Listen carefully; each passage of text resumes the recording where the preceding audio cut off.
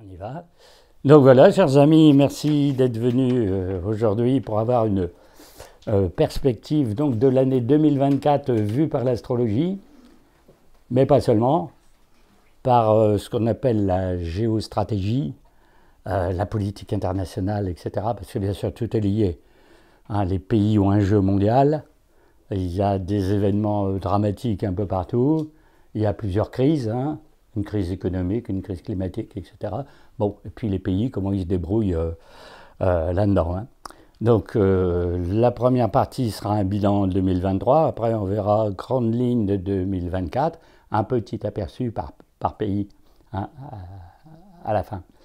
Alors, en 2023, puisqu'on avait fait les prévisions il y a un an pour 2023, qu'est-ce que j'avais dit? Ben, que l'année allait être très difficile. Bon, alors forcément elle l'a été, parce que qu'est-ce qu'il y avait? Il y avait crise climatique, il y avait crise sociale, il y avait crise économique, il y avait l'Ukraine, parce que l'année dernière, 2023, avait déjà hein, la guerre en Ukraine. Bon, etc., etc. Il y a le terrorisme et plein d'autres choses. Et alors, curieusement, à la fin, alors en général, on fait les grands pays comme exemple. Or, comment ça va pour les États-Unis, la Russie, la Chine, la France, parce qu'on fait toujours la France quand même, parce que c'est chez nous. Puis après, je me suis dit, tiens, je vais prendre d'autres pays qui pourraient mal tourner dans l'année 2023. Alors, on a le choix. Hein. On peut prendre l'Allemagne, le Brésil, je ne sais pas moi, l'Inde. Et puis, en passant les thèmes de tous les pays, je me suis dit, Israël et l'Iran. Et donc ceux qui étaient là, Margaret, quelques autres, ont dit, tiens, là le thème d'Israël, là le thème de l'Iran. Qu'est-ce que ça venait faire là-dedans? On ne savait pas trop. Vous savez, c'est toujours très chaud au Moyen-Orient. On s'en prend des coups tout le temps. Il y a du terrorisme, il y a les Palestiniens, il y a le Liban, il y a le Yémen, il y a l'Iran. Et alors, ben, il y a eu ce qui s'est passé le 7 octobre. Là, hein, la bande de Gaza, Palestine, attaque contre Israël. Donc c'était bien d'annoncer, sans prévoir dans le détail, qu'il allait se passer un truc pareil. Et que les deux pays allaient être concernés par quelque chose de dramatique sur le plan international pendant l'année. Alors là, bien sûr, on va reparler de ces deux pays-là, parce que 2024 sont très concernés. Et on peut prouver ça par l'astrologie. Donc les gens qui disent, ouais, des machins de vue de nez, des trucs de journalisme, pas du tout. Hein. Les positions des planètes annoncent les trucs. Hein. Donc 2023, qu'est-ce qu'il y avait? Il y avait une crise économique et sociale, il y avait une crise climatique, il y avait des problèmes internationaux, il y avait l'inflation. Est-ce que tout ça, ça va s'arrêter? Ben non. Alors, forcément, les personnes, parce que j'ai déjà fait la conférence il y a quelques jours, les personnes, ils disent, vous ne pourriez pas faire une année où vous nous diriez que c'est meilleur. Ben, je dis, moi je voudrais bien, mais je ne peux pas vous induire en erreur. Si on regarde dans l'astrologie puis on vous dit c'est lamentable, je ne sais pas vous dire c'est formidable, parce qu'au mois de février, quand tout va couler, vous allez dire, bah, écoutez, vous nous racontez des blagues. Alors forcément, c'est un petit peu spécial, chaque année, de dire, bah, ça sera pire l'année d'après. Il y a quand même une année où ça ne devrait pas être aussi pire. Hein, on devrait à un moment avoir des bonnes positions planétaires, où ça pourrait être un peu meilleur. Alors à la fin, je vous donnerai un exemple d'un moment où ça pourrait être un peu meilleur. Hein? Alors c'est un peu particulier, bien sûr, comme situation. Vous connaissez la phrase de Raymond DeVos, depuis des années, on nous annonce la catastrophe, mais à force de nous dire que la catastrophe est pour demain, elle devrait être pour aujourd'hui, et elle n'est toujours pas arrivée. Alors, quand la catastrophe... Bah oui, c'est un peu dire mais quand est-ce que ça va le chaos total, puis ça va finir. Hein, je dis, oui, on voit depuis 2020, ça va de travers, 2021, 2023, on dit, bah, si 2024 est pire, où est-ce qu'on va? Hein, un petit peu ça. Alors, il faut savoir quand même plusieurs choses. Ça se dégrade sur 2000 ans. Ah, c'est-à-dire, pour ceux qui suivent toutes mes conférences, il y a une ère zodiacale qu'on appelle l'ère des poissons. L'ère des poissons, c'est 2160 ans. On est tout à la fin, et c'est la fin d'une ère. À la fin d'une ère, à la fin, tout se disloque, tout va volo, tout s'arrête, et il y a une nouvelle ère qui suit. Alors forcément, c'est une pente, j'allais dire, comme c'est une ère des poissons, c'est signe d'eau, de déliquescence. Donc en gros, tout va à volo. On le constate dans toute l'actualité. Pourquoi ça ira mieux demain, puisque le cycle doit finir. Donc quand des astrologues, des journaux, des médias, etc. disent « Ah ben là, on a une bonne année », c'est une bonne année qui se replace dans une décadence générale. C'est-à-dire la fin de cycle est inévitable, qu'il y ait une bonne année ou 2 bonnes années dedans. Ça remonte un petit peu, mais le cycle est comme ça. Hein, donc, voyez le schéma. Hein, et comme on arrive à la fin de cycle, les 10, 20, 30 dernières années, tout ce qui a été construit pendant des siècles, qui n'a plus aucune utilité, disparaît. Donc il y a des planètes, comme Pluton, qui poussent à la casse, pour dire, allez, on déblaye le terrain, puisqu'on veut faire une ère nouvelle.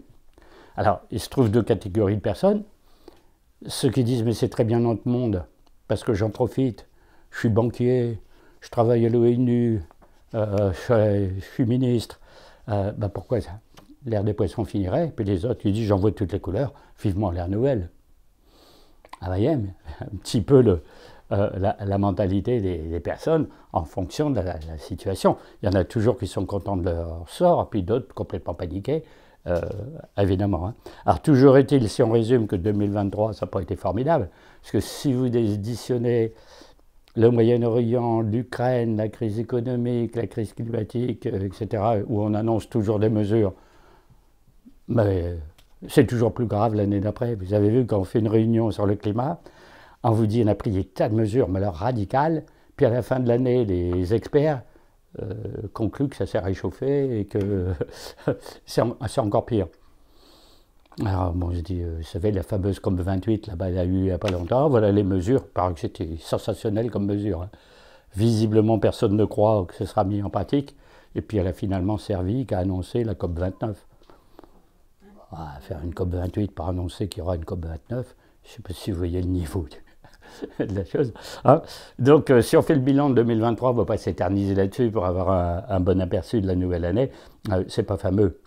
Hein. Alors, est-ce que ça va se prolonger? Alors, comme je dis toujours aussi aux personnes qui se posent des questions, vu ce qu'au font les gouvernements, comment vous voulez que ça change? En gros, qu'est-ce qui pourrait se passer d'ici le 1er janvier qui fait que la nouvelle année soit formidable? Qu'est-ce qui mettrait fin à tous les problèmes d'aujourd'hui dans les 15 jours qui restent? On voit bien que ce n'est pas possible. Hein? Alors, surtout que dans les aspects des planètes, il y a une continuation des aspects 2023 après 2025. Hein? Donc, on est dans, vous voyez, dans une période spéciale, une fin de cycle, mais en plus, depuis 2020, on est dans ce qu'on appelle la période du jugement, c'est-à-dire 2020, les nombres, c'était 2 fois 20, c'était la lame du jugement dans les tarots, et l'humanité, elle est jugée.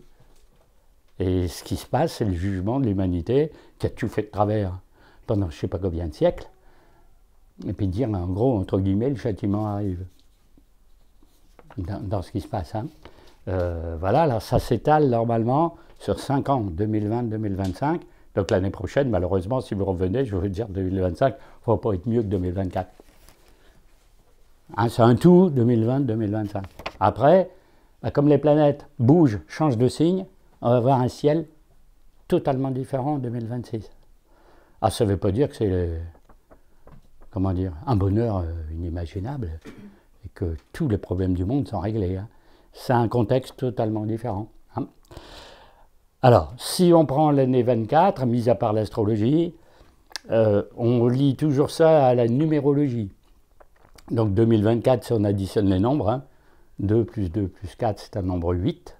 Hein. Alors, les numérologues qui parlent dans les médias vont dire c'est formidable, c'est une année 8, c'est un bon nombre. Parce que 2, c'est pas fameux, 6, c'est pas fameux, mais 8, c'est formidable. Attention, vu le contexte de l'année, malgré que ce soit 8, c'est pas tellement bon. Maintenant, il peut y avoir un petit peu de positif quelque part, parce que les gens commencent à prendre conscience quand même de certaines choses. Donc en général, en numérologie, c'est considéré comme un bon nombre. Hein. Donc c'est le nombre de l'infini. Hein. Vous savez que si vous mettez le 8 à l'horizontale, vous avez le signe de l'infini en maths. Maintenant, on l'utilise à la verticale aussi. Alors quand vous êtes en l'horizontale, vous avez l'infini de l'espace. C'est la ligne d'horizon où elle s'arrête, jusqu'à temps que vous voyez une ligne d'horizon. Hein. Quand c'est vertical, c'est pas l'espace, c'est le temps qui passe. Donc à la verticale, c'est l'éternité, qui est infinie aussi, c'est le 8 vertical, 8 horizontal, c'est l'espace. Les deux réunis, c'est l'espace-temps. Donc on est dans le contexte d'espace-temps. Hein. Donc ce 8 a, vous voyez, déjà un sens particulier. Et si on le fait correspondre aux lames de tarot, c'est la lame 8, et comme par hasard, c'est la lame de la justice. Ah ben, je dis, tiens, on retrouve la justice du jugement et du nombre 20. Alors attention, la lame de tarot est un petit peu particulière. Ah, c'est pas seulement la justice des hommes, c'est pas le tribunal, en gros, la lame 8, c'est le jugement céleste. En gros, là, pour de l'astrologie mondiale, numérologie mondiale, eh ben, on dit c'est l'humanité qui passe en jugement. Et ses dirigeants, donc s'ils ne sont pas bons, ils sont éliminés, ils sont cisaillés, etc., etc. Hein. Alors le 8 a été très utilisé en ésotérisme, on utilise beaucoup le 7, beaucoup le 9, beaucoup le 8. Donc, par exemple, dans la Bible, c'est le 7, quasiment à toutes les pages. Dans l'Apocalypse, on utilise plus de 50 fois le nombre 7. Hein. Les Templiers utilisaient le nombre 8 et 9. Les architectes des monuments symboliques, le nombre 8, donc on construit les choses en octogone. Quand vous êtes dans l'octogone, vous êtes dans le nombre 8 mis en géométrie. Bon, les Templiers, par exemple, dans leur grande citadelle au Portugal qui s'appelle Tomar, avaient une chapelle octogonale. Bon, le Saint-Sépulcre, qui couvrait le tombeau du Christ, l'endroit était mis le Christ au son tombeau, la chapelle est octogonale. Bon, etc. Vous serez très surpris d'apprendre qu'à Paris, la place de la Concorde est biseautée sur les coins et fait non pas un carré, mais un octogone. Si vous allez au palais du Luxembourg, voyez le bassin qui est devant le palais, eh bien le bassin n'est pas un carré, mais avec les biseaux sur le coin, c'est 8. Ah, vous dites, c'est quand même extraordinaire de mettre le 8 partout. Hein, on va dire, c'est totalement au hasard. Dans des monuments comme ça, des places comme ça, c'est pas possible. Bon, en fait, c'est volontaire. Hein. Donc, on veut utiliser le nombre 8 parce qu'il est lié à la résurrection. Pourquoi les Templiers l'utilisaient en religion, on l'utilise? C'est lié à la résurrection. Donc, c'est bon signe. Vous allez dire, bah, si le nombre, il veut dire une résurrection, je suis en train de préparer une résurrection. Bah, c'est sûrement vrai, hein, parce qu'après le 8, c'est le 9. 9, c'est la fin d'un cycle, donc là on arrête, les derniers nombres. Vous faites 9 plus 1, ça fait 10, vous revenez au 1, à l'unité, on recommence un nouveau cycle. Donc quand on arrive à 8, on est quasiment à la fin. Hein. Alors, pourquoi ce serait le nombre de la résurrection? Vous allez être surpris, ça vient de l'Arche de Noé. Parce que quand l'Arche de Noé a fait monter les couples d'animaux à bord, et puis après l'Arche s'est posée, au mont Ararat, là, comme on raconte dans la Bible, ben, quand les êtres qu'il y avait dedans, animaux et humains, sont descendus, il y avait 8 humains. Noé et sa femme, 3 fils et 3 femmes. Donc sont descendus 8, et 8 est devenu le symbole des 8 ressuscités. Donc c'est le symbole de la résurrection. En même temps, c'est lié à l'âge de Noé, etc., etc., qui est une résurrection par rapport au déluge. Bien entendu, puisque toute l'humanité est éliminée. C'est symbolique, sauf 8 personnes. Bien entendu. Alors, si on passe à l'astrologie, le 8e signe, c'est le signe du Scorpion. Et le signe du Scorpion, c'est le signe de la sexualité, c'est le signe des sciences occultes, c'est le signe du secret, mais c'est aussi mort et résurrection. Ah, vous dites, tiens, on est encore dans le 8, on est encore dans mort et résurrection. Bon, c'est pas un hasard non plus que le 8e signe ait ce sens-là. Hein.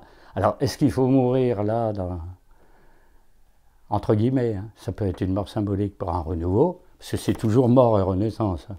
L'idée, c'est je meurs pour renaître, comme dans toutes les initiations. Hein. Alors on peut continuer comme ça indéfiniment. Hein. Si vous prenez l'année en cours, pour les Chinois, c'est l'année du dragon. L'année dernière, c'était l'année du lièvre, cette année, c'est l'année du dragon. C'est très important pour eux, c'est très, très très bon signe pour les Chinois. Hein. Nous, on a peur du dragon. Hein. Toutes nos légendes, c'est des abominables dragons qui dévorent les gens, qui crachent des flammes. En Chine, c'est la fondation de la dynastie des empereurs. C'est un dragon. Hein. C'est le symbole même de l'Empire chinois.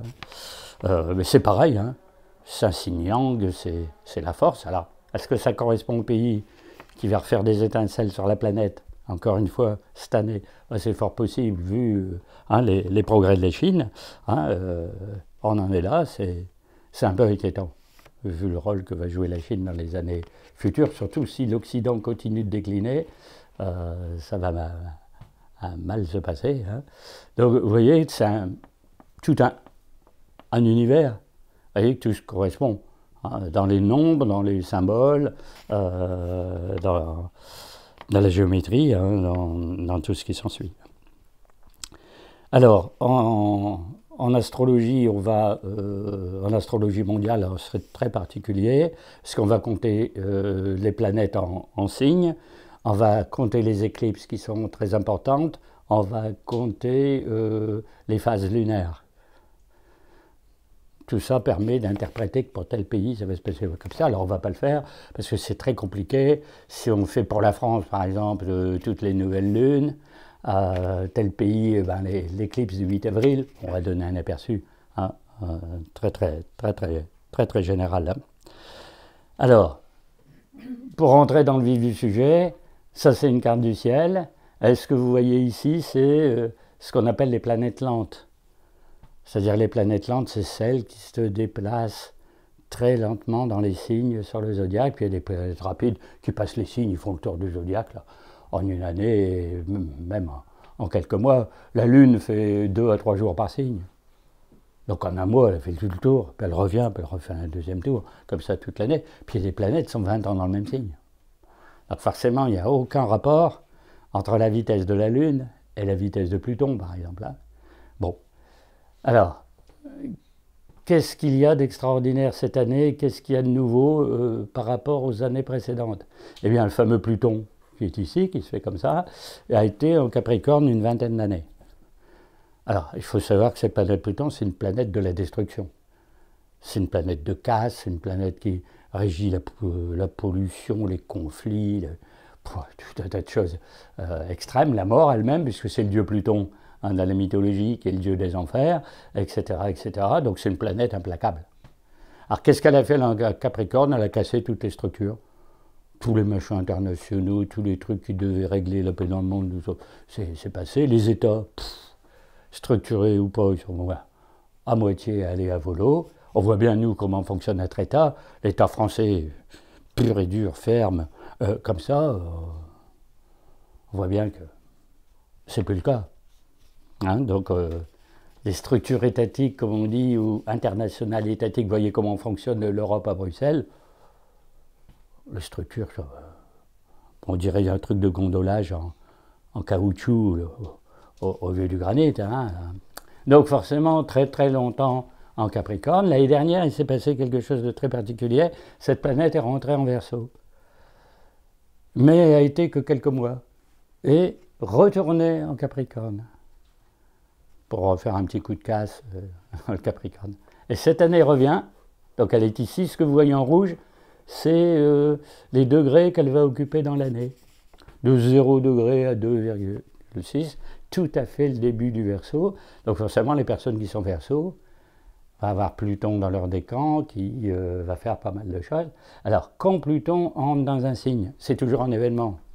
Parce que quand c'est une fois tous les 20 ans, ça marque beaucoup le signe. Puis attention, 20 ans dans le Verseau. Donc il a le temps de remuer, etc., les choses. Hein. Alors vous allez dire, est-ce que c'est important ou pas important? Ah, c'est très important parce que comme c'est une planète de casse, de destruction et de renouveau, en gros c'est le grand chambardement. Grand chambardement. Bon, et comme le Verseau, c'est lui-même un signe de révolution, c'est pas un signe calme comme les poissons, équilibré comme la balance, etc. Donc, en gros, c'est le signe de révolution, le Verseau. Et vous dites, une planète comme Pluton arrive dedans, fatalement, c'est le clash. Donc on s'attend à un remue-ménage planétaire, quelque chose de phénoménal, dans les années qui viennent. Et ça commence cette année. À un moment, on va partir en Capricorne un petit peu, 2 mois. Après, définitivement, donc pour 20 ans en Verseau, hein, donc elle est ici. Donc c'est une planète à risque, c'est un aspect planétaire risqué sur le plan mondial. Alors après, je vais dans l'ordre de signes, je ne sais pas dans l'ordre de l'importance des planètes, mais vous allez avoir 2 planètes en Poisson, vous allez avoir Saturne, ici, en vert, c'est la position qu'il va occuper pendant l'année, donc il occupe plus de degrés, il va beaucoup plus vite hein, que Pluton. Alors, il va faire en gros premier décan, une moitié de deuxième décan, puis il va rétrograder aussi. Il va rester 10 mois sur 12 dans le deuxième décan. Donc dans les poissons, et bien sûr la question qui se pose, est-ce qu'il est bon dans les poissons? Ah ben pas vraiment. Bon, parce que la planète ne correspond pas du tout au signe. Un signe d'eau, c'est Neptune, bon, etc. Et Saturne qui est en gros l'astre de la rigueur, de la consistance, de la structure, bon ben là il est un petit peu sapé dans son, comment dire, dans son action. Hein. Donc il subit le monde neptunien qui est le monde des émotions, des sensations, de l'inspiration, etc. Et lui, comme il est plutôt cérébral et carré, il ne correspond pas au signe. Hein. Alors vous voyez, ceux qui sont poissons deuxième décan, ils vont avoir Saturne dans leur signe, ils vont avoir un petit peu cette ambiance morose. Alors, Saturne, c'est aussi le fatalisme, le pessimisme, l'isolement, le retrait. Ah, c'est une planète Capricorne, donc sa nature, c'est le Capricorne. Donc c'est la réserve, la pensée, quelque chose comme ça. Alors en poisson, le seul truc qui est bien, c'est que ça va être très méditatif. Comme la planète est une planète d'isolement et que le poisson, c'est une planète de méditation, c'est un signe de méditation. Cette planète-là dedans, si on fait de... Bah, si on est moine dans un couvent, c'est positif. Si on veut guerroyer et se balader sur toute la planète, c'est un peu là handicapant, hein, etc. Donc l'année prochaine, en 2025, c'est pour ça qu'on continue encore 2025, occupera le troisième décan. Après, il passe en bélier, voilà, donc forcément, ça va tout changer, de passer d'un signe d'eau à un signe de feu. Ici, vous avez Neptune. Alors, Neptune, c'est une planète très lente aussi, hein, quelques degrés par an d'avancée dans un signe, mais elle, en poisson, elle est très bien. C'est son signe. Donc là, Neptune, bah, il est épanoui, c'est les sentiments, c'est l'inspiration, c'est la musique, c'est tout ce qui est psychique. L'idéal, la spiritualité, tout ce qui s'ensuit. Alors elle va avancer de quelques degrés, voilà, et puis retourner, faire une rétrogradation, avancer, sa partie en bleu ciel lycée. Hein. Donc là, les personnes qui sont troisième décan poisson sont avantagées. Neptune les aide, hein, beaucoup. Hein.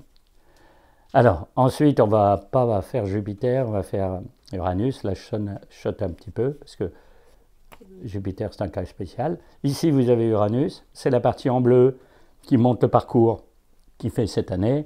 Et Uranus, donc, est en taureau. Fin du deuxième décan et troisième décan, donc il va être ici. Alors, pareil, est-ce qu'un Uranus en taureau, c'est bon? Pas bon. À ceux qui connaissent un petit peu l'astrologie, ils savent, mais c'est pas bon. Parce que c'est le plus mauvais signe dans lequel il puisse tomber.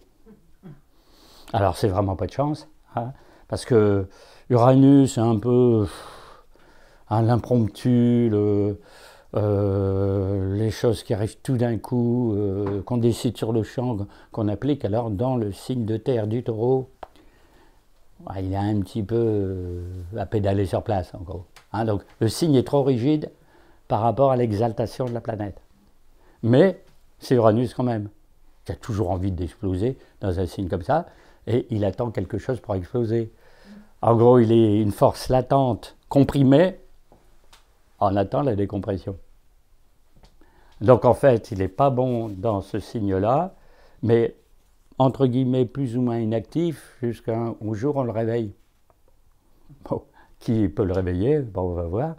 Alors, Jupiter, lui, en gros, c'est l'une des meilleures planètes, hein, Jupiter, dans le zodiaque. Jupiter, il commence là en janvier, ici en taureau, il a que 5 degrés taureau. Il va faire tout le taureau en 5 mois, jusqu'au mois de mai. Donc, il va très vite, il passe un signe en 5 mois.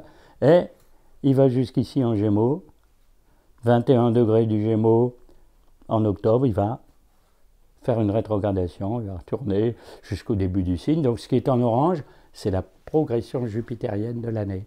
Hein. Donc vous allez dire là, c'est bon. Alors est-ce qu'il est bon au taureau? Ben, il est bon au taureau. parce que Jupiter, c'est la prospérité, l'abondance, la réussite, etc., dans un signe qui est un signe d'abondance, la nature, la production, l'argent, truc. Donc vous dites, c'est le signe de Vénus, vous dites, j'ai Jupiter qui vient dans le signe de Vénus, c'est bon. Donc on a au moins une bonne planète, on a deux bonnes planètes, on a Neptune en Poisson, on a Jupiter en Taureau. Après, quand il passe en Gémeaux, ben, il est un peu moins bon, hein, parce qu'il n'est pas vraiment dans le signe où il est le plus adapté, puisqu'il est maître du Sagittaire. Donc il est dans le signe d'en face, un peu moins bon, mais il est agréable en Gémeaux, parce que c'est la communication, les voyages, etc. Hein. Là, il passe dans un signe d'air, c'est quand même mieux. Alors quand vous voyez pour ces planètes lentes, les autres passent trop vite, ils ne marquent pas trop le signe, hein. Ils sont 15 jours dans un signe, 3 semaines dans un signe. Sauf Mars, on va voir le cas de Mars après. Vous voyez bien qu'il y a quelque chose de particulier sur la carte. C'est que Jupiter qui est ici va passer sur Uranus. Alors, l'événement de réveil d'Uranus, c'est ça. Donc Uranus est stagnant, passif, il attend un coup d'énergie, et Jupiter qui est une planète d'expansion, de mouvement, etc., puisque maître du Sagittaire, hein, c'est la quête, hein, c'est le signe de la quête, passe sur Uranus, les deux, bon c'est ça, c'est l'explosion. Alors je crois que ça se passe en avril. Donc en avril, on va avoir une conjonction Jupiter-Uranus dans le 3e décan Taureau. Donc avril, on risque d'avoir des événements sur la planète quelque peu difficiles. Hein, puisqu'il y aura cet aspect-là. Hein. Alors, bien sûr, il y a des choses qui sont intéressantes. Quand vous avez du Taureau et des Poissons, les signes sont en harmonie. Hein. Pour ceux qui connaissent l'astrologie, vous avez un sextile entre un signe d'eau et un signe de terre. Donc ces deux signes-là vont plus ou moins ensemble. Donc quand vous avez une planète en Taureau comme Jupiter, ben, elle est en harmonie avec Neptune ou avec Saturne. Bon, vous voyez, quand les deuxièmes décans Taureau, ben, deuxième décan Saturne, vous avez un bon aspect entre les deux. Donc un bon aspect Jupiter-Saturne, c'est une harmonie entre des planètes qui gèrent par exemple l'économie. Donc on va dire au moment où il y a cet aspect, tant que Jupiter est en Taureau, il ne va pas y avoir trop de casse. Et je vous rappelle, hein, jusqu'en mai. Après, ça va être différent, ça va être l'inverse. Ça va avoir un aspect négatif. Jupiter-Saturne. Hein? Alors, forcément, quand il y a ça, parce que Saturne ne va pas beaucoup bouger, il va rester en gros dans le 3e décan, Jupiter va très vite, à un moment vers ici, vous allez avoir ce qu'on appelle le carré, c'est-à-dire l'angle de 90 degrés, et là, c'est un très très mauvais aspect. En général, c'est un aspect de crise économique et financière. Donc en gros, il est bon au début de l'année, et il devient très difficile cet été. Je crois que l'aspect dont je vous parle doit être au mois d'août, et puis après à la fin de l'année. Enfin, tant que Jupiter sera ici dans le milieu Gémeaux, bah, vous aurez l'aspect. Début 2025 aussi. Donc là, on va rentrer dans la période de crise. Vous verrez après pourquoi c'est important qu'il y ait une période de crise économico-financière, en gros, qui couvre depuis longtemps. Hein. Donc vous voyez, c'est très très particulier pour l'année. Vous pouvez avoir des tendances révolutionnaires quelque part, des soubresauts sociaux avec les, le Pluton en Verseau, la casse avec Jupiter-Uranus. Donc je vous rappelle, ça doit être au mois d'avril et au mois de mai. Et alors reste une planète qui est très très intéressante aussi, qui est en gros semi-lente, semi-rapide, c'est Mars. Hein, un petit peu plus que rapide, mais qu'on ne range pas dans les planètes lentes, mais qui fait du dégât, parce que c'est la planète de l'action, du coup, de l'énergie, etc. Et alors, elle fait un demi-zodiaque par an. Ah, vous allez dire, elle pourrait faire le demi-zodiaque ici. Ben, elle fait le demi-zodiaque par ici. À dire, c'est pas beaucoup de chance. Pourquoi? Parce qu'elle va passer sur toutes les planètes. Donc, elle commence en Capricorne, au mois de janvier, elle est ici. Et puis elle va passer sur Pluton, alors imaginez, Mars, Pluton, en Verseau. Bon, c'est le clash. C'est des planètes de même nature. Actives, assez violentes, s'il y a quelque chose qui accroche, on passe en force. Le signe révolutionnaire, alors je vous dis pas, conjonction de ce genre. Et puis après, comme Mars va assez vite, il va passer sur Saturne. Un Mars, Saturne en Poisson, c'est pas bon du tout. Mars est noyé en Poisson, c'est pour son signe. Les Poissons, ça l'englue, ça fait que les actions sont complètement perturbées par les émotions, etc. Mais il passe, comme il va passer assez vite, ça ne va pas trop de dégâts longtemps, après il va passer sur Neptune. Ah, même chose, c'est même encore pire, encore plus noyé dans les sensations, les émotions, les trucs comme ça, rien de bien cadré, on va à volo. Il va passer en Bélier, mais il passe très vite, hein, peut-être 6 semaines. Et puis après, quand il va arriver en Taureau, qu'est-ce qu'il va faire? Eh bien, c'est à son tour de passer sur Uranus ici. Donc Mars sur Uranus en Taureau, c'est pas bon du tout. Alors déjà, on a vu qu'Uranus n'était pas bien dans ce signe-là, pas adapté du tout ici, là, mais Mars non plus. Parce que Mars, en gros, est maître du Scorpion. Donc quand il est dans le signe d'en face, il est dans un signe qui ne lui correspond pas bien. Il est chez Vénus, en gros. Et là, vous allez avoir une conjonction d'une planète en chute, plus mauvaise position, c'est la chute, avec une planète en exil, pas bonne position, et les deux ensemble dans un signe qui ne leur correspond pas. Bon, ça va être le clash, encore une fois. Hein? Alors, je ne sais plus exactement la date. Si c'est juin, ça doit être juin. Voilà. Après, il va passer en Gémeaux. Quand il va passer en Gémeaux, il va rejoindre Jupiter, qui va être ici cet été. Ben, Mars va faire tout ça, il va arriver dessus. Alors Mars, Jupiter en Gémeaux, c'est pas trop mal. Là, c'est de l'énergie, de la communication, de l'ouverture, de l'élan, etc. Il va avoir un bon aspect avec Pluton qui est ici. Il va avoir un trigone Mars-Pluton. Alors au lieu d'avoir la conjonction au début de l'année très dure, on va avoir le trigone en bon aspect. Donc là, les énergies vont se cumuler. Si c'est de l'énergie cumulée par rapport à quelque chose qui va très mal, ça accélère de casser ce qui va très mal. Après, il va passer en Cancer, et il va arriver en Lion à la fin de l'année. En décembre, il sera ici, donc vous voyez, il fait demi-zodiaque. Quand il est en Lion ici, il va rétrograder, il va repartir en Cancer, donc il va concerner que le premier décan en Lion. Donc ceux qui sont premiers décans en Lion, dans les personnes, bien entendu, vont avoir la visite de Mars. Les autres décans ne sont pas concernés cette année, mais bien sûr, il y a les aspects. C'est-à-dire, quand Mars va être en Lion, eh bien, il va être en mauvais aspect à Uranus en Taureau. Ça va faire encore ce qu'on appelle un carré. Hein. Donc, il est bien certain que ça ne va pas être facile, hein, ce genre de choses. Hein. Donc, globalement, si on résume, hein, l'année va être très très difficile. De par tous ces aspects-là, et surtout le rôle de Mars, qui finalement passe un peu toutes les planètes lentes pendant 7 mois, quoi, de janvier à juillet. Hein. Donc, un peu difficile. Hein. Quand il est en Taureau, bien sûr, il va être en carré au signe du Verseau, etc. etc. Hein. Donc, un petit peu difficile. C'est pour ça qu'on dit que l'année sera difficile, c'est à cause de cette planète-là. Alors, une chose particulière, en astrologie mondiale, on tient compte des éclipses de Soleil et de Lune. Cette année, il y en a une très grande, le 8 avril 2024. Donc elle est ici. Quand il y a une éclipse, c'est une conjonction Soleil-Lune, hein, parce que la Lune passe devant le Soleil et il fait noir en plein jour. Elle passe ici. Elle passe en Bélier dans le signe de Mars. C'est déjà un peu difficile. Alors vous voyez, le ciel est très curieux.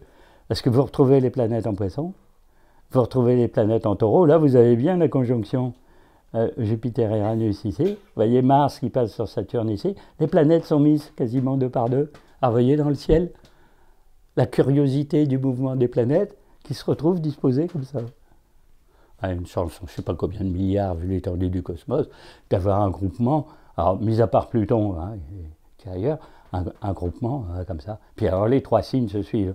En gros, l'éclipse, elle est comprise entre le gros paquet de planètes en Poisson, le gros paquet de planètes en Taureau. Alors, est-ce que c'est bon ou bon, pas bon? C'est pas fameux. Hein, par le contexte, hein, pas forcément parce que l'éclipse est en Bélier, mais par les autres aspects qui sont déjà clashants. Hein, donc, si on en rajoute un petit peu par une éclipse. Je rappelle que l'éclipse, symboliquement, c'est la suppression de la lumière. Hein, c'est-à-dire l'astre de la nuit, la Lune, supprime la lumière solaire. Même si ça dure 3 minutes, hein, ça perturbe les champs magnétiques, d'ailleurs, au passage. Et alors, les dates sont très curieuses. Alors, 19 degrés 24, c'est où tombe l'éclipse? Ici, 19 degrés 24. Quand vous additionnez les nombres, vous avez 16. 16 dans les tarots, c'est la tour foudroyée. Donc, c'est une lame de destruction. Et l'heure, parce que l'éclipse commence à une heure très précise, 18h, 18 minutes. Je ne sais pas si le haut, ils l'ont fait exprès. Forcément, 18, c'est 6 plus 6 plus 6, et 18 minutes, c'est 6 plus 6 plus 6. Donc, en gros, les forces des ténèbres, un jour d'éclipse, puisque la Lune gagne sur le Soleil, la nuit l'emporte sur le jour, signe son stratagème du nombre 666. Bon, c'est très mauvais signe, bien entendu. Donc, c'est donc le 8 avril. Donc, en gros, ça ne va pas être fameux le début de l'année, pas être fameux quand Mars va être conjoint à Pluton, pas être fameux au mois d'avril avec l'éclipse, pas être fameux quand Mars va passer sur Uranus, pas fameux quand Jupiter va passer sur Uranus, et pas fameux quand il y aura un carré Jupiter-Saturne. Donc forcément, la question, est-ce que l'année 2024 va être bonne? On est obligé de dire que ça risque pas, hein, bien entendu. Alors, vous savez que les éclipses ne passent pas n'importe où. À l'endroit où est la Lune dans le ciel, elle est visible totalement que sur certains pays. On appelle ça l'axe de totalité, c'est-à-dire c'est noir à 100%. Hein, comme nous à Paris, en 1999, c'était noir à 100% à Paris. Quand on est un peu décalé, on a 80% d'obscurité, 70%, puis ailleurs, on va plus loin. Donc il y a là une trajectoire. Quand le phénomène se produit, quand la Lune arrive sur le Soleil, commence à le mordiller un petit peu. On voit le cercle de la Lune noire qui rentre sur le Soleil, qui couvre totalement tout le disque solaire à un moment, et puis qui sort. Hein, donc c'est pour ça que ça ne dure pas longtemps, parce que la Lune va très vite. Il faut remarquer au passage que quand il se passe ce phénomène astronomique, c'est parce que le disque de la Lune vu de la Terre est exactement du même diamètre que le Soleil. C'est encore une fois un très grand hasard pour que ça puisse se passer comme ça. D'après les scientifiques, c'est un très grand hasard. C'est un peu trop mécanique, un peu trop bien fait pour que ce soit au hasard. Et donc là, elle va. Alors, il y a des pays où elle passe, et cette année, elle passe où? Eh bien, elle commence dans le Pacifique Nord, elle passe dans le nord du Mexique, elle traverse les États-Unis, passe dans l'est du Canada à Terre-Neuve et finit dans l'Atlantique Nord. C'est-à-dire, en clair, concerne le continent nord-américain et un peu l'Europe. Alors, quelle importance ça a, plutôt que ce soit l'Australie ou je ne sais pas moi, la Guadeloupe? Eh bien, les pays qui sont sous l'éclipse, ils sont très visés par le phénomène. Parce que les champs magnétiques sont perturbés, donc ça dérègle toujours des choses. Ça peut être une catastrophe naturelle, et puis ça peut être du trouble de toute nature. En gros, ça dérègle, comment on pourrait appeler ça? Pas les égrégores, mais en gros l'atmosphère psycho, machin chose, serait complètement déréglée. Hein. Alors, bon, on a vu ça, nous, en 1999. Hein. Toutes les semaines après l'éclipse, ça a été houleux, tout ce qui s'est passé. Hein. Il y a eu des tremblements de terre juste à l'endroit où c'est fini l'éclipse. Hein. C'était en mer Noire, elle s'est arrêtée en mer Noire. Il y a eu tremblements de terre en Grèce, en Turquie, etc. Donc, il pourrait y avoir une catastrophe naturelle aux États-Unis ou autres. Hein. Sinon, c'est des choses d'ordre politique. Hein. Alors, après, il y a une éclipse de lune, mais on ne va pas trop en parler, elle n'est pas très importante, c'est en octobre, c'est à la fin de l'année. On les compte aussi, mais elles sont moins importantes, les éclipses de lune en puissance, que les éclipses solaires. Là, c'est grande éclipse solaire du mois d'avril. Le fait qu'elle soit en bélier, c'est pas innocent, et le fait qu'elle vienne dans tout ce contexte de 2024, avec tous les planètes dont je vous ai parlé, c'est très difficile, donc ça va être une période très très difficile. Hein. Donc si on résume, ça va être un peu difficile en février, difficile en avril, difficile en mai. Ah, je ne vous dis pas, parce que vous allez voir les aspects en taureau, ah non, j'ai parlé. Difficile cet été, parce qu'en août, vous allez avoir une conjonction Mars-Jupiter carré à Saturne, donc sûrement une crise financière. Et puis après, la fin de l'année, hein, c'est-à-dire octobre, octobre-novembre. Hein, donc vous voyez, parce que bien sûr, quand vous allez avoir des planètes en Scorpion, il faut être opposé à Uranus qui est en taureau en face, ça va être le clash. Hein. Alors cette année, quand il y a eu les émeutes, fin juin, début juillet, vous savez qu'il y a eu des bandes qui ont attaqué les commerces, qui ont tout brûlé, qui ont tout cassé, etc., qui ont fait des milliers d'incendies. Là. Bon, c'était un moment où il y avait un mauvais aspect, Mars-Uranus. Et en novembre, quand il y a eu des assassinats de X, Y personnes, etc., et le Moyen-Orient, il y avait un mauvais aspect, Mars-Uranus. Bon, donc forcément, on calcule un peu quand ça peut se reproduire. Alors, des personnes, comment dire, qui s'interrogent, vont dire oui, mais c'est bien beau, mais pourquoi 2024 alors que des aspects comme ça pourraient être aussi pires en 2025? Il y en aura d'ailleurs qui vont continuer, parce que vous aurez toujours Neptune en Poisson, vous aurez toujours Saturne en Poisson, vous aurez toujours Pluton en Verseau, vous aurez toujours Uranus en Taureau. Il n'y a que Jupiter qui va changer, vous allez dire le contexte va être le même. Est-ce que ça sera pire, est-ce que ça sera pire? C'est que 2024, c'est très très particulier historiquement. On n'est pas dans une année très classique d'un point de vue événement. Donc avant même qu'on sache que les astres pourraient créer des événements négatifs, il y a les événements en eux-mêmes. Alors là, il faut suivre un petit peu l'actualité. On n'est pas forcément dans l'astrologie, mais il faut savoir qu'en juin, il y a des élections européennes. Bon, le mois de juin, c'est du Gémeaux, c'est un signe double, les gens ils hésitent, c'est un petit peu comme ça, c'est un peu difficile comme période, et alors il va se passer du foin pas possible, vu le contexte, hein, vu le contexte du mois de juin, puisque vous allez retrouver les aspects dont je vous ai parlé, c'est que ça risque de donner un résultat un peu surprenant. C'est-à-dire qu'il n'y aurait pas les majorités et les partis dominants à l'Europe qu'on a l'habitude d'avoir. En gros, tous ceux qui vont voter, ils vont se venger de l'Europe qu'ils n'aiment pas en votant presque pour des partis anti-européens. Donc à Bruxelles, ça risque d'être un peu spécial. Tous ceux qui sont mécontents de l'Europe, l'agriculteur avec les produits chimiques, le machin, le règlement commercial, truc, muche, le porc, machin, ces consignes qui viennent de Bruxelles, votent contre. Même si on est favorable à l'idée européenne en soi, d'unir les Européens, c'est dire, moi ça me nuit à ma vie quotidienne, le règlement par la circulation, par les trucs de Covid, tout ça, ça vient de Bruxelles. Enfin, on se vengerait en envoyant un parti, vous voyez, c'est des partis extrêmes à Bruxelles pour plus faire tourner les machines, comme un exemple en France. Parce que l'année dernière, enfin en 2022, c'était déjà pas une très bonne année, parce que c'était une année 6. Quand il y a les fameuses élections législatives chez nous, les 2 tours sont passés en juin. La date donnée, 666, c'est 2 fois. 6 juin 2022, vous avez 6 pour le mois de juin, et 22, c'est 6. 2022, 6. Donc on a mis l'élection législative de premier tour à 6 juin 2022. Et on a eu le résultat qu'on a eu. Alors qu'on a fait 2022 ici, à la fin de l'année, qu'on a fait bilan 2022, j'ai dit, vous voyez l'Assemblée, à quoi elle ressemble? Elle est totalement ingouvernable. Et qu'est-ce que vous avez vu pendant l'année? Totalement ingouvernable. Ils ont fait que de s'insulter depuis qu'ils sont élus. Et quand il y a des votes, ils se cassent à l'intérieur du même parti. C'est-à-dire, il y a 10 personnes d'un parti qui votent avec le camp de l'autre côté. Vous dites, comment on peut gouverner? Bon, la situation actuelle.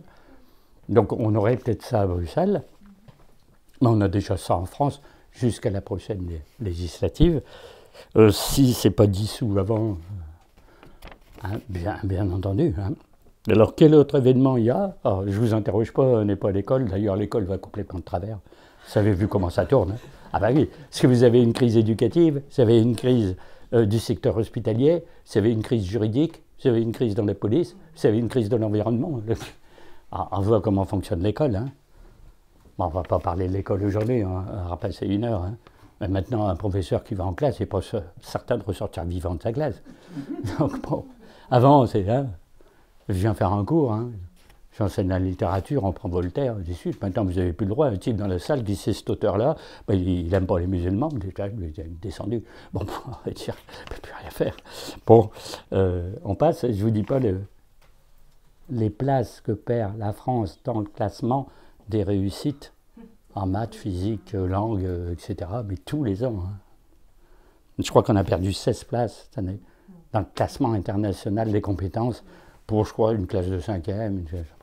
On en est là, c'est la déliquescence générale qui continue. Donc on aurait un petit peu ça dans l'année. Mais il y a d'autres grands événements internationaux.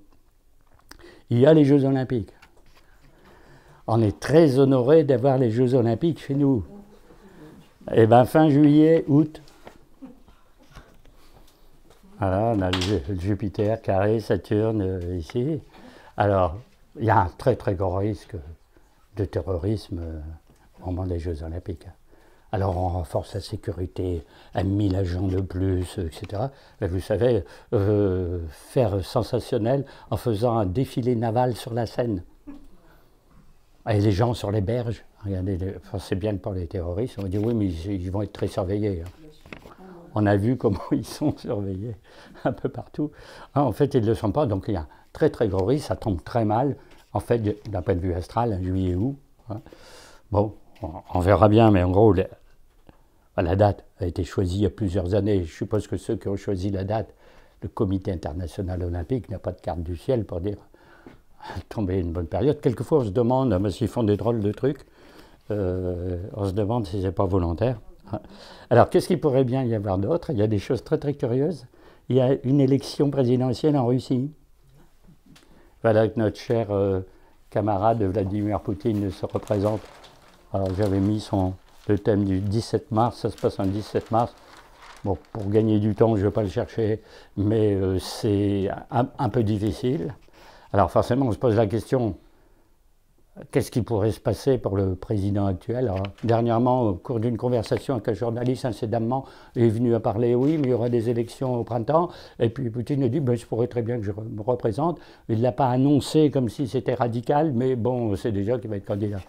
Hein? Alors forcément, il a toutes les chances de repasser. Elle repasse toujours, il n'y a pas d'adversaire. Donc à chaque élection, l'adversaire est choisi par le Kremlin lui-même. Donc on prend parmi les opposants un relativement modéré et sympathique, et on le convoque au Kremlin. Hein. Et puis on lui donne les consignes. Puis le gars il se présente, il a le droit de dire jusqu'à telle chose. Quelquefois un peu dur, mais pour sa campagne, puis il fait que 5%. Bon, après, il y a une réélection sensationnelle, bien entendu, Vladimir Poutine. Alors, comme le thème n'est pas bon, le 17 mars, on se pose encore des questions. Qu'est-ce qu'il pourrait bien faire que là, ça ne se passe pas comme d'habitude? Ah ben, figurez-vous qu'en Russie, c'est la panique à bord. Parce qu'on craint que Poutine, s'il ne passe pas, soit remplacé par un beaucoup plus dur que lui. Alors, si c'est ça, on se dit, ben non, on conserve Vladimir encore un bout de temps, hein, parce que, bon, je ne peux pas vous montrer, ça serait trop long, mais son thème à lui, il n'est pas bien placé par rapport aux planètes du 17 mars, à moins qu'on change la date. Et qu'est-ce qu'il pourrait bien y avoir d'autre? Ben, il y a une élection présidentielle américaine, le 20 novembre. Bon, ben, on dit alors, Joe Biden, il se représente.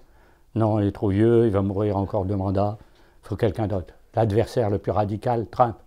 Ah mais Trump a des ennuis judiciaires. Alors il y a une empoignade de monstres aux États-Unis pour le faire condamner avant la présentation des candidats pour qu'il ne puisse pas se présenter.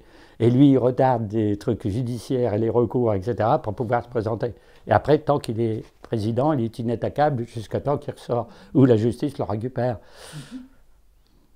Et puis si les gens en ont marre, on va dire on va voter pour un nouveau, totalement nouveau. X, il y a, je sais pas, le sénateur de Floride, très bon, donc on risque d'avoir des nouveautés là. Une femme, pourquoi pas, la vice-présidente, là, Kamala, je ne sais pas comment. Donc, si nous on commence en mars, on a une élection en Russie, on a les élections européennes, on a les Jeux Olympiques, on a les élections américaines, c'est quand même pas des petits pays. Et il y a même une élection en Inde. l'élection législative en Inde. Bon, là, celui qui est en place, c'est un nationaliste, bon chic, bon genre, etc., tous les azimuts. Hein. Il y a de grandes chances qu'il repasse aussi. Et là-bas, lui, il a quand même des adversaires plus sérieux qu'en Russie. Ils font plus de pourcents, ils combattent plus. Et là, la guerre, c'est la guerre du riz. Nous, on se bagarre pour des trucs d'immigration, des trucs de règlement de circulation automobile ou des machins comme ça, ou des pesticides pour l'agriculture. Là-bas, ils se bagarrent pour les produits élémentaires.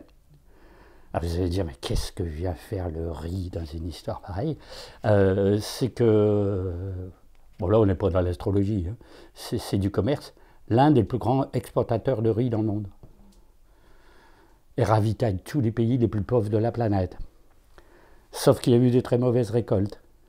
Donc quand il y a des mauvaises récoltes, puis en plus qu'on veut faire un stock, pour dire je ne parle pas les richesses du pays, etc., c'est à qui... dans les candidats, dira j'en conserve le plus possible de tonnes. Donc c'est la surenchère. J'en garde 50%, je garde 60%, ouais, mais vous allez faire mourir tous les Africains, le Burundi, le machin, le Bénin, c'est du riz indien. Oui, mais ça, nous, notre sécurité alimentaire fait que. Donc l'empoignade est sur le riz. Alors il est déjà triplé de prix, de trucs comme ça. Hein. Donc on en est là. Alors c'est au printemps aussi l'élection indienne. Je ne sais pas où on pourra en rajouter d'autres, mais il va y avoir un nombre d'événements qui vont défrayer la chronique internationale selon les résultats, bons ou mauvais ou pas. Alors, pour venir à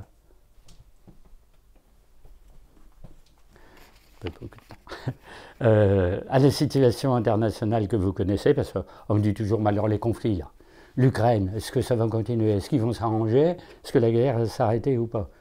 Donc en 2023, on avait dit, ça risque pas de s'arrêter de l'année, les forces sont équivalentes, le front, il bouge pas. Puis alors là, il s'est passé un coup de théâtre. Ah, c'est Israël. Alors, comme les Européens et les Américains ravitaillaient en armes, en crédit, mirobolant, hein, c'est des milliards de dollars, l'Ukraine pour qu'elle combatte la Russie, du coup, on peut pas combattre sur deux fronts, en gros. En gros, les Américains disent les crédits, priorité Israël, parce qu'il ne faut pas qu'il y ait un embrasement au Moyen-Orient. Donc en gros, en clair, ils ne le disent pas, on va plus ou moins laisser tomber l'Ukraine. Si on laisse tomber l'Ukraine, ils sont étrillés par les Russes. Et qu'est-ce qu'on fait quand il y a cette situation? Soudain, on est apte à négocier. On dit, tiens, on va négocier. Ah bon? Avant, vous ne vouliez pas. Oui, mais là, et qu'est-ce que ce serait? Ce serait de concéder quelque chose à la Russie pour que ça s'arrête en Ukraine. Donc j'allais dire Vladimir, considéré comme perdant, bientôt les Ukrainiens allaient prendre Moscou, ils risquent de confisquer les territoires qu'il occupe actuellement. Donc il y a un retournement de situation, ça va encore une fois mal se finir. Hein. Et alors, s'il y a une concession de ce genre, qu'est-ce qui se passe l'année suivante? Ou même le mois suivant? On avance encore plus. On va dire, j'ai bien réussi, je voudrais annexer les pays baltes, je voudrais annexer... Pourquoi la Finlande veut rentrer dans l'OTAN, ça ne me plaît pas du tout, paf. Donc ça ne peut pas arrêter. On en va vers quelque chose de très très grave là, dans ce domaine-là. Hein. Alors, forcément, la question cruciale depuis le 7 octobre, c'est ce qui se passe au Moyen-Orient. Alors, si on a le temps, on verra les pays, parce que vous voyez, selon les pays, ces fameuses planètes, Pluton, vous voyez, Uranus en Taureau, passant à des endroits qui déclenchent telle chose, plus ou moins rébarbative ou pas.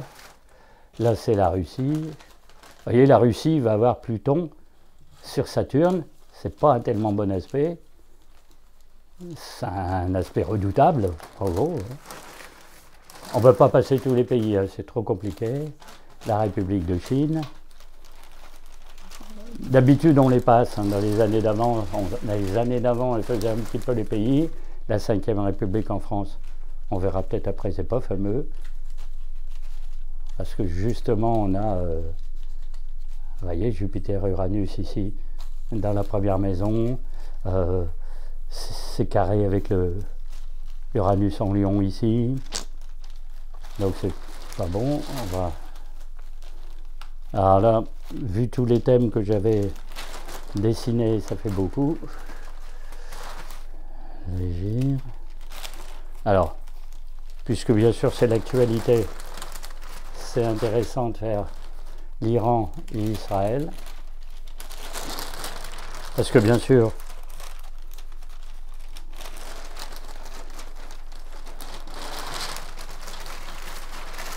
alors, dans les pays, forcément, c'est très curieux, parce que j'allais dire comment on peut avoir les thèmes des pays. Alors, normalement, on ne les a pas, parce qu'on ne sait pas que tel pays a commencé tel jour à telle heure, de telle année. En gros, on sait que, bon, je ne sais pas, tel roi a été le premier règne, telle date. La constitution de tel pays, nous, la 5e République, telle date, on fait commencer le pays comme ça. Mais en général, on n'a pas les heures. Donc, on ne peut pas avoir les ascendants. Donc, on n'a pas une disposition maison d'astrologie. On a les planètes dans la disposition du jour. Hein? Alors, quelquefois, on a l'heure. Parce que quelqu'un dit le président a été élu tel jour à telle heure, 18 heures, il rentre en fonction, on a une date. Mais c'est très très rare. Donc, on prend, vous voyez, là, il n'y a pas d'ascendant. Hein? Alors, si vous voyez un petit peu la journée du 7 octobre, alors, pourquoi je prends la journée du 7 octobre, c'est parce que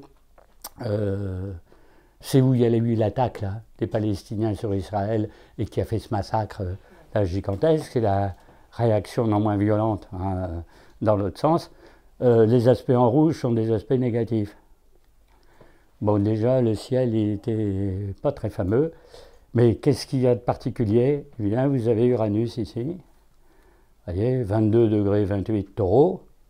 C'est ce que je vous ai dit tout à l'heure. Hein, c'est Uranus dans le 3e décan, taureau. Là, Jupiter commence à approcher. Vous voyez, il se rapproche, il va comme ça, etc. Alors, pourquoi c'était conflictuel? Bon, on voit bien que c'est un peu conflictuel. Une opposition Lune-Pluton, c'est pas fameux. Un carré Soleil-Lune, etc. Et alors, bien sûr, en soi, ça ne veut rien dire. Il faut l'adapter à l'État d'Israël lui-même. Donc là, c'est la carte de l'État d'Israël. Alors là, il y en a qui donnent des ascendants. Ils ont eu plus ou moins une heure de fondation de l'État d'Israël, 14 mai 1948. Hein. Donc le pays est taureau, c'est forcément 14 mai, vous êtes dans le taureau. Il y en a qui donnent un ascendant balance, d'autres un ascendant poisson. Il ne faut pas trop se fier aux ascendants. Hein. Alors il y a deux particularités dans le thème. Hein. Donc c'est un pays taureau. On dit que le pays taureau, c'est le soleil en taureau, le pays verseau, le soleil en verseau, le pays bélier, c'est le soleil en bélier. Hein. Donc ici, première particularité, un carré avec Mars. Et c'est un carré soleil-Mars entre deux signes fixes, c'est violence. Violence inouïe. En gros, quand l'État a été créé, il était déjà, dès sa fondation, dans un état de guerre. Donné par cet aspect ici, vous voyez, il n'y a pas beaucoup d'aspects négatifs en rouge, mais celui-là, il est ultra radical. Puis ça, ici, Saturne-Pluton, une conjonction Saturne-Pluton en Lion, on va voir qu'au passage, quand on dit Israël et Taureau, a quand même 4 planètes en Lion. Et Taureau et Lion, les deux signes ne vont pas ensemble, sans carré, comme ça. Mais alors, la conjonction Saturne-Pluton est très très mauvaise. C'est l'une des pires du zodiaque. Bon, curieusement, en Chine, on a une conjonction. Quand l'État chinois actuel, révolutionnaire de 1949 a été créé, une conjonction Saturne-Pluton. Et l'Inde, dont je vous parlais tout à l'heure, il y a une conjonction Saturne-Pluton. Alors, quand les planètes sont conjointes, c'est pas mais comme une va beaucoup plus vite que l'autre, à un moment on les retrouve en carré, à un moment on les retrouve en trigone, à un moment on les retrouve en opposition, et chaque fois il y a un événement, en général dramatique. Donc par exemple, toutes les guerres israélo-arabes se sont passées sous un aspect Saturne-Pluton. Alors si c'est pas grave, c'est parce que l'aspect est positif, parce que quelquefois c'est un trigone entre les deux planètes, et puis quand c'est pas le cas, c'est la cata. Il y a la guerre du Liban, guerre des 6 jours. D'ailleurs, quand on a la date du 7 octobre, c'est parce que la guerre du Kippour, c'était 6 octobre. Donc les Palestiniens ont marqué le coup. Puis en plus, ils sont attaqués un samedi, c'est le Shabbat. La date a été complètement calculée, hein, bon, etc., etc. Alors, quelle est la particularité? Puisqu'avant, on a dit, ben voilà, la carte du 7 octobre. Eh bien, le fameux Uranus, qui est dans le 3e décan, Taureau, et où il tombe ici.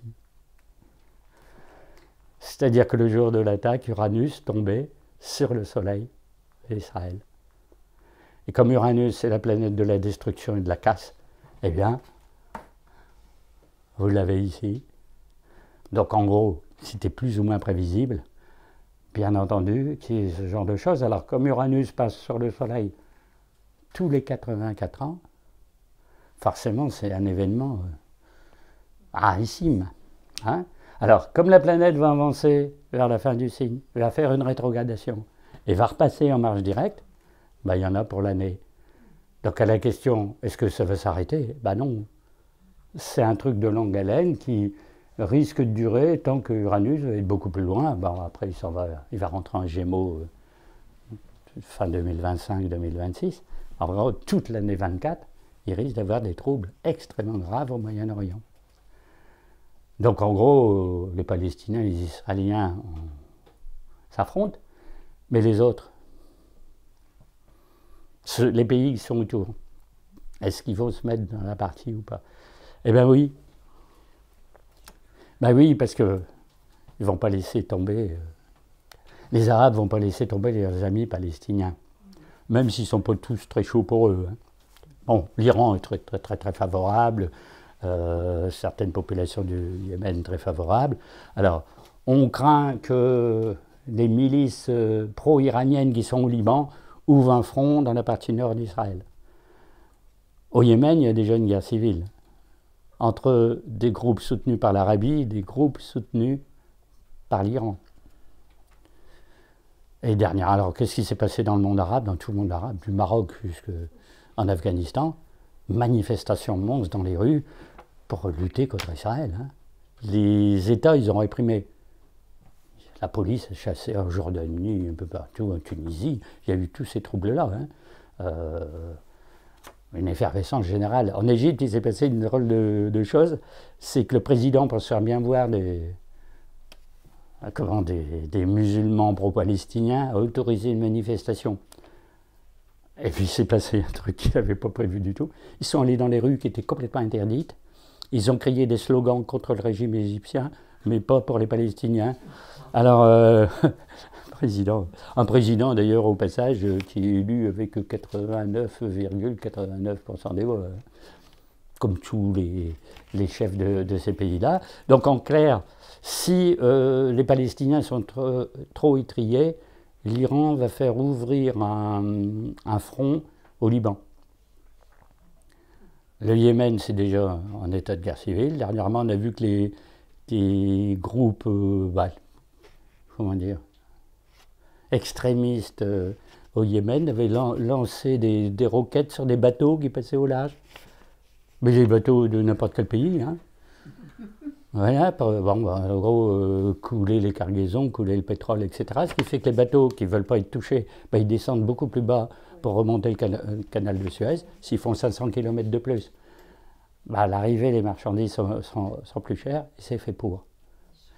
Alors, on craint deux choses. On craint une intervention d'Iran elle-même, le pays lui-même. Bon, très, très, très, très dangereux si vous avez une guerre Israël-Iran, parce que là, ce n'est pas les rebelles palestiniens. Hein.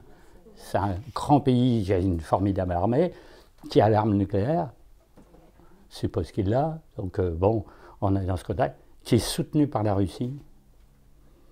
S'ils sont alliés, hein. Russie, Chine et Iran, je ne sais pas si vous voyez. Et depuis, on a les flottes américaines qui arrivent en mer Rouge et qui arrivent en Méditerranée orientale. C'est-à-dire, si l'Iran attaque Israël, il y a intervention américaine. C'est intervention américaine, tout le camp pro-iranien rentre de l'autre côté. Alors la question se pose, est-ce qu'on va vers une troisième guerre mondiale ou pas? Alors, c'est très débattu, hein, entre les spécialistes, alors pas seulement en astrologie, parce que les spécialistes en géopolitique, pas forcément en astrologie, on ne sait jamais hein, dans la coulisse, mais par rapport aux prophéties. Est-ce que les prophéties donnent une troisième guerre mondiale? Alors tous les spécialistes disent oui, mais Nostradamus a prévu qu'il y aurait une troisième guerre mondiale. Et puis le prophète machin, il jure que par ça, l'embrasement, la guerre de la Chine contre les États-Unis pour Taïwan, les Russes qui arrivent à Brest. Alors on a ça dans les prophéties, hein. Les Russes qui arrivent à Brest. Bon, alors quand ils sont rentrés en Ukraine, en Allemagne, on a eu très très peur. Hein. Parce que dans les prophéties, les Russes arrivent sur le Rhin. Alors comme ils ne sont pas arrivés sur le Rhin en 1945, c'est pour le futur, donc une inquiétude monstre. Hein. D'où l'intervention du côté ukrainien pour bloquer la Russie. On en est là, hein. C'est très très grave. Hein. comme situation. Mais les prophéties disent pas tout à fait ça. À la fin des temps, il y a une guerre mondiale, mais elle n'est pas comme les deux précédentes. C'est-à-dire que ce n'est pas des guerres d'une nation contre une autre. On ne se bat pas France contre l'Allemagne, Italie contre l'Autriche, États-Unis contre je ne sais pas quoi. C'est en gros tous contre tous. C'est une guerre civile planétaire. En tous les pays, tout le monde se tape dessus. Donc comme c'est général, ça fait un peu guerre mondiale. Alors il y a le camp machin, le grand truc. Les alliances y changent au fur et à mesure du résultat des batailles. Un peu de crise économique là-dedans, un peu de finances catastrophiques, un peu de météorites qui tombent, un peu d'océans qui se mettent à bouillir. C'est des scénarios de la fin des temps, c'est tous ces trucs-là. On ne devrait pas rire parce que c'est très grave. Hein. Alors donc il y a ce contexte-là de risque et ça se met en place. Parce qu'on s'est aperçu dernièrement, on n'y a pas pensé, parce que surtout pas nous, mais je veux dire même les journalistes, même les experts, de voir un rapprochement entre la Russie et la Chine. Bon, pas ennemis avant, mais pas forcément alliés. Là, ils interviennent un peu ensemble à l'ONU, un peu dans tous les trucs internationaux. Un rapprochement avec l'Iran, un rapprochement avec certains pays, X ou Y. Et en gros, il y aurait un pacte, il y aurait une sorte de coalition avec 40 pays. Alors, s'il y avait un pacte réellement signé, pour l'instant, c'est du blabla, hein, c'est des machins, des colloques, des trucs diplomatiques. C'est déjà noué 2 par 2, 3 par 3, etc. Mais vous voyez, la moitié des pays du Moyen-Orient, avec la Chine plus la Russie, 40 pays en tout dans l'Alliance, ce que ça fait comme dégâts. But commun, détruire l'Europe et les États-Unis. Bon, les États-Unis doivent s'en douter. Et eux, ils font la même chose. On réunit bien sûr l'Europe, le Canada, l'Amérique du Sud, même s'il y a des pays d'Amérique du Sud qui sont un peu pro-russes. De l'autre côté, par là en bas, hein, etc. etc. Nous, on serait 60 pays. Parce qu'il y a l'Europe, le continent américain et tous les pays du Commonwealth, pour l'Angleterre, c'est-à-dire l'Australie, Nouvelle-Zélande, l'Afrique du Sud, etc. Donc forcément, en nombre, c'est disproportionné, c'est 40 contre 60, mais ça ne tient pas debout. Parce que les 40 du côté russe, c'est Chine plus Russie plus Iran plus ceci, en nombre de combattants. C'est faramineux. Hein, la Chine peut aligner plusieurs millions de soldats. Nous, on va en unir 50 000, 60 000. De l'autre côté, ce seront 3 millions. Vous rajoutez les Russes. Si l'un des deux ce côté-là, vous rajoutez l'armée indienne, plus tout le camp arabe, bon, alors on ne se battra pas qu'avec des fantassins, parce que vous avez les satellites, les bombes chimiques, les machins. Alors, dans les scénarios catastrophes de la fin, c'est vraiment absurde. C'est de la science-fiction. Hein. Vous avez des bombes à radiation qui déclenchent des tremblements de terre, par exemple. Donc, au lieu de les envoyer sur une ville, on les percute sur par une faille et ça déclenche un tremblement de terre. Donc, on pourrait, par exemple, déclencher un tsunami totalement artificiellement pour submerger l'Angleterre, par exemple. Ou la Sicile, ou des choses comme ça. Ces armes-là, très sophistiquées, sont déjà au point. Hein, donc, vous voyez, si on rentre dans le détail un petit peu en profondeur, hein, jusqu'où on va. Hein. Alors, puisqu'on parle du monde musulman, le monde musulman d'astrologie est régi par le signe du Scorpion. Donc les maîtres, c'est Mars et Pluton. Alors, c'est pas des planètes très, très, très agréables. C'est pas pour ça qu'ils sont pas gentils, hein, parce qu'on pourrait avoir Pluton, parce que Pluton a des côtés positifs, hein, Mars aussi. Bon, Mars, c'est l'action, l'esprit de combat, donc ça peut être positif. Hein. Pluton, c'est la résurrection après une destruction, donc ça peut être bon aussi. Mais comme vous voyez, si les pays musulmans sont scorpions, Israël est en taureau, il est en phase. C'est-à-dire que les ennemis jurés depuis la fondation de l'État d'Israël sont ici. Si vous prenez un pays comme l'Iran, qui est censé être un pays verseau, et opposé au lion par ici, donc les ennemis d'Israël, vous les avez dans la carte. On peut faire ça un petit peu avec tous les pays. Hein. C'est un petit peu particulier comme chose. Hein. Voilà un petit peu pour ça, pour pas trop s'éterniser. Ça, on verra ça après. Alors, cette pauvre France. Alors, vous voyez le thème de l'Iran. Bon, 1er avril 1979, c'est quand l'ayatollah Khomeini a pris le pouvoir. Ça a été fondé à cette époque-là, ascendant Lion. Bon, bah, voilà, avec une lune noire sur l'ascendant qui montre un peu une sorte de fatalité. Pour l'instant, là-bas, l'Uranus et Jupiter sont ici. Vous voyez, dans la maison 10, extériorisation, emprise sur le monde, etc. Donc cette année, vont jouer un rôle très très important. L'Iran va jouer un rôle très important. Vous voyez, quand l'islam a été fondé, c'était en Cancer, Soleil en Cancer, là, 19 juillet 622, qui régit tout le monde arabe. Ce thème-là régit tout le monde arabe. Ah ben voilà le thème du 17 mars. Voilà, donc c'est comme ça, vous voyez, il y a des aspects très négatifs ici. Uranus-Mars, justement, le clivage, et le thème de Vladimir Poutine est par ici, parce que il est balance ascendant Scorpion. Donc il est en face.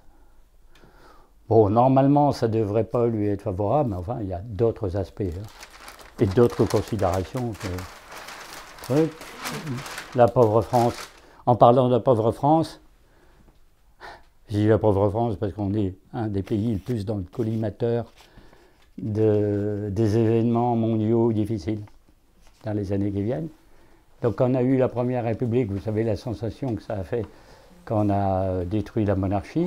On donnait un exemple au monde entier d'avoir renversé une monarchie absolue. On avait créé la Première République. Elle était déjà totalement guerrière dans sa fondation. C'est-à-dire un ascendant Scorpion, Mars en Scorpion, très fort. L'ascendant encadré par Jupiter et Mars en Scorpion. Saturne en face qui crée un aspect très négatif. Et puis vous savez que la Révolution en 1792 a déclaré la guerre à l'Europe. C'est là qu'il y a eu la bataille de Valmy, puis après toutes les guerres napoléoniennes, ça vient de ce thème-là. Hein. Avec un Uranus, vous voyez, culminant au milieu du ciel, montrant une république qui avait une énergie martienne et uranienne. Et on retrouve Mars-Uranus, vous voyez, cette année, très bien placé. Et alors, c'est pas ce thème-là que je voulais vous faire voir, c'est celui d'aujourd'hui. D'aujourd'hui, 58. Hein. Voilà. Donc, 5e République, c'est 1958. Je ne sais plus trop quel mois. Hein. Donc, ça donne un ascendant bélier. Donc, vous retrouvez Mars hein, comme maître de l'ascendant, qui se trouve ici, vous voyez, un Gémeaux. Donc, à un moment, quand Mars va arriver en Gémeaux et Jupiter, vous allez avoir au mois de juillet une conjonction Mars-Jupiter ici sur les Gémeaux, carré à Saturne qui est ici, tu vois, je ne l'ai pas mis. Voilà, donc comme ça tombe ici en maison 2, ici, c'est la maison 2, c'est maison des finances, bah, le clash économique, vous l'avez ici. Hein, donc sûrement cet été, jusqu'au mois de juin, septembre, quoi, en gros, hein, comme chose. Bon, donc un peu difficile. Hein. Vous avez un carré aussi, Jupiter qui arrive ici en Taureau, à Uranus natal, donc une secousse.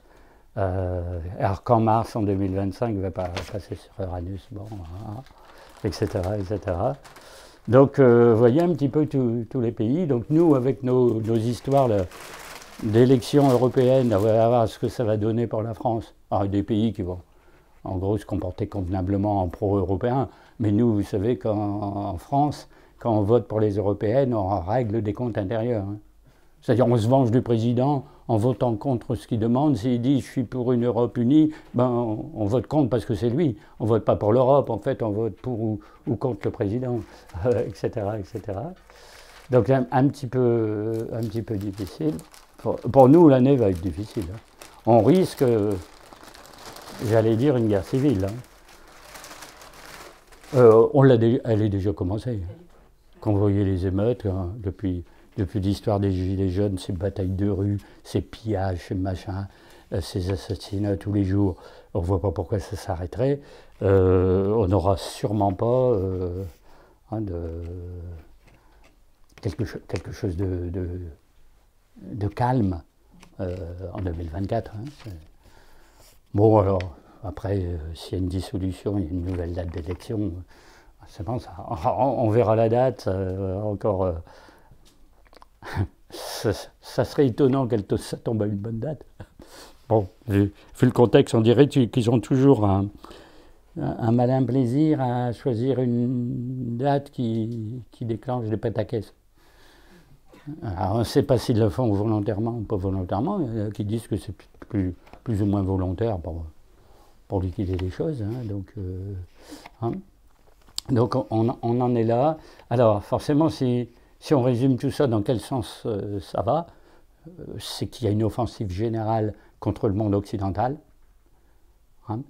En gros, il faut couler l'Europe et l'Amérique du Nord, qui ont fait le jeu planétaire pendant tant et tant d'années. Bon, les autres pays ne peuvent plus les supporter. Donc la Russie ne supporte pas l'Europe, et les États-Unis, le monde musulman non plus, la Chine non plus.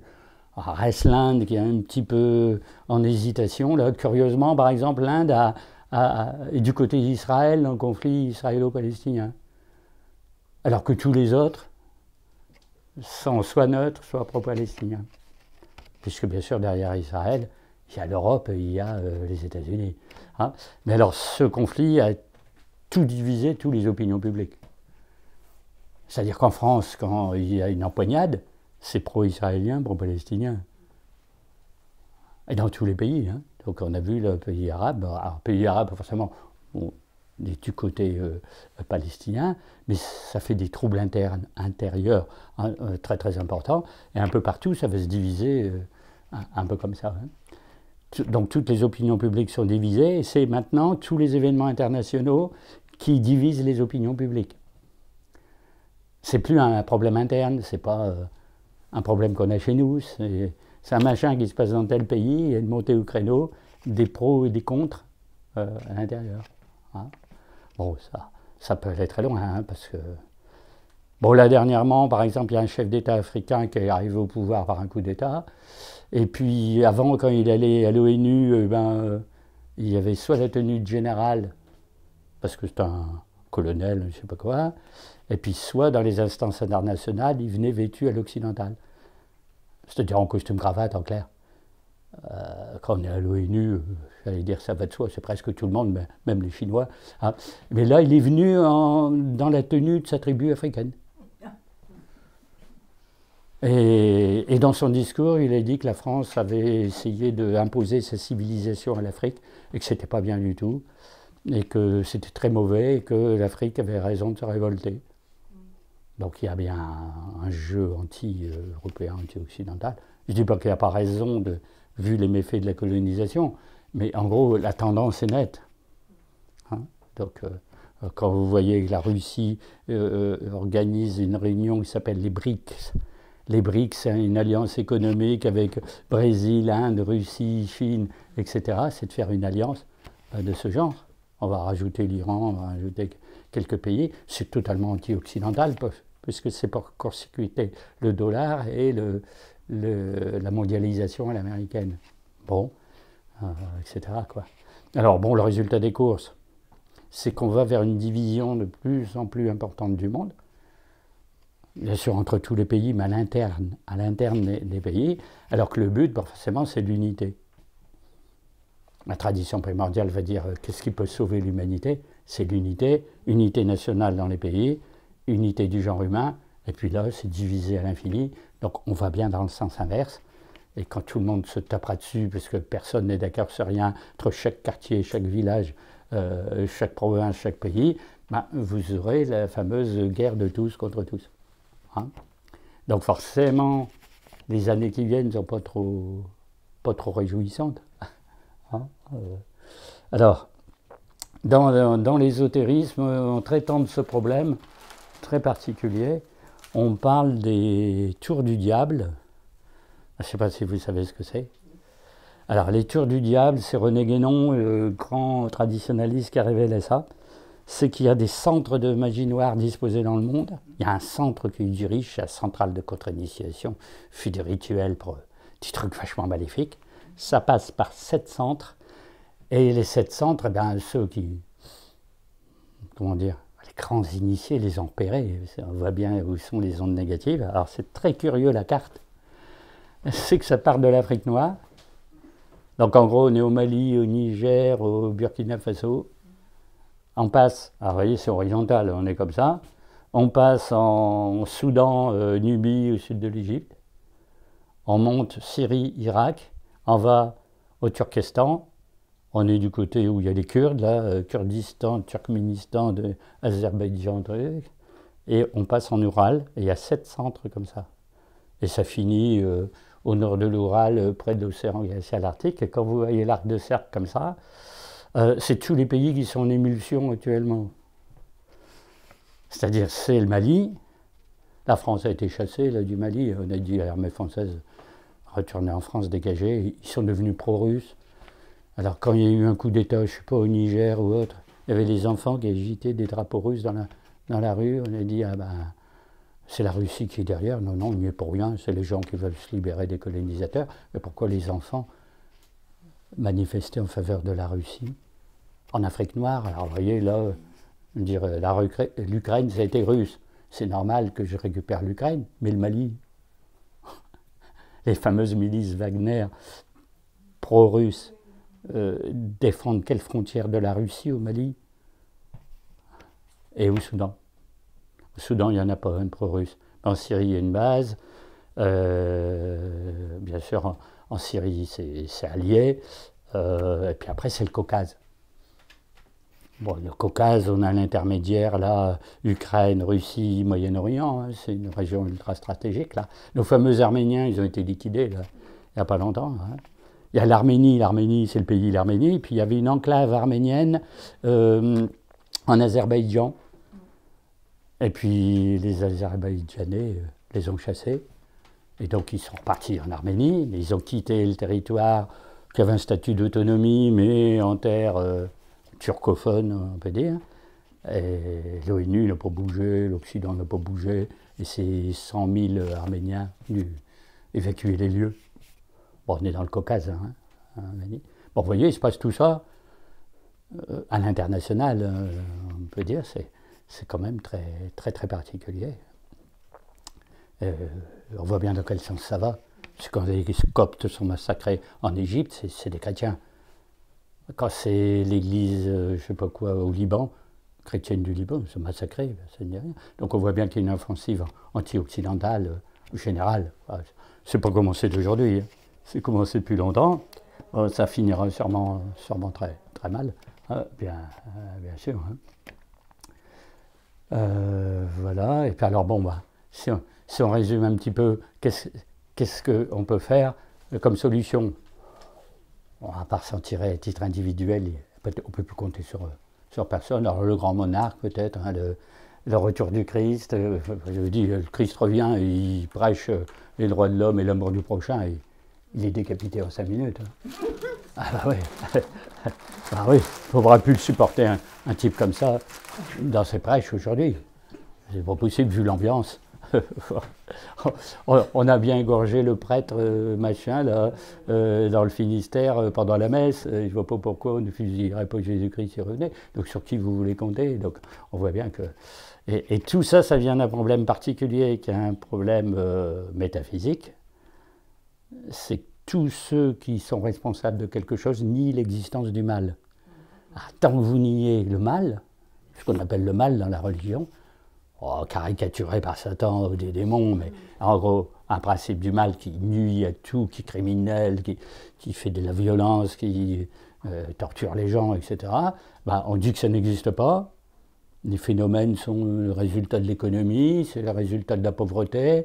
On dit oui, mais allez, je vous dis franchement, des démons qui posséderaient un tel pour le faire devenir fou furieux, non, c'est de la science-fiction, c'est des machins. Donc on ne reconnaît pas l'existence du mal en tant que principe, on ne peut pas lutter contre. Le mal n'existe pas, on ne peut pas lutter contre. Donc forcément, on lui donne, quand il y a un événement dramatique, que, je ne sais pas, 1000 enfants ont été égorgés, on dit voilà, il y a bien un mal qui se passe, c'est pas ordinaire de faire ça, on ne peut pas qualifier ça de maléfique. Alors c'est quoi? On voit bien que, comment dire, la contamination idéologique est totale, quoi. On ne peut même plus interpréter les choses comme elles sont. Donc, bon, là, ça ne va pas passer non plus dans la vidéo. Je crois que vous n'allez pas la voir, cette vidéo-là. Pas de cherche. En tout cas, merci à tout le monde d'être venu m'écouter. Et puis, je vois que j'ai tenu jusqu'au bout, malgré la situation personnelle très divisée. Ah bon, c'est trop.